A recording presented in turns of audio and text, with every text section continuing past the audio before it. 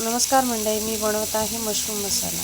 Mushroom स्वच्छ पाण्याने धुवून घेतले, त्यानंतर ते दोन भागामध्ये कापून घेतले आणि आता करूया मसाल्याची तयारी। एक कांदा, एक टोमॅटो, 4-5 लसणीच्या पाकळ्या, अर्धा इंच आलं आणि 10-12 काजू असे हे मिश्रण भाजून घेतले। त्यात थोडीशी कोथिंबीर टाकली।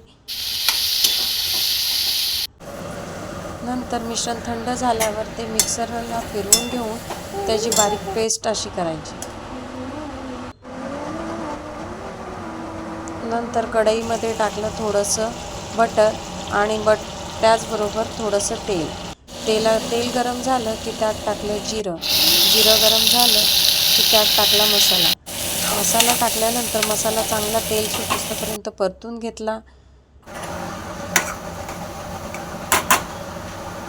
मसाला परतल्यानंतर त्यात थोडा मालवणी मसाला, गरम मसाला, धने पावडर, जिरे पावडर आणि हळद हे सगळं टाकून पुन्हा परतून घेतलं। थोडंसं मीठ टाकलं आणि तेल सुटेपर्यंत पुन्हा परतलं। त्यात थोडंसं गरम पाणी टाकलं। जास्त पाणी टाकायचं नाही कारण मशरूमला पाणी सुटतं। त्यानंतर टाकली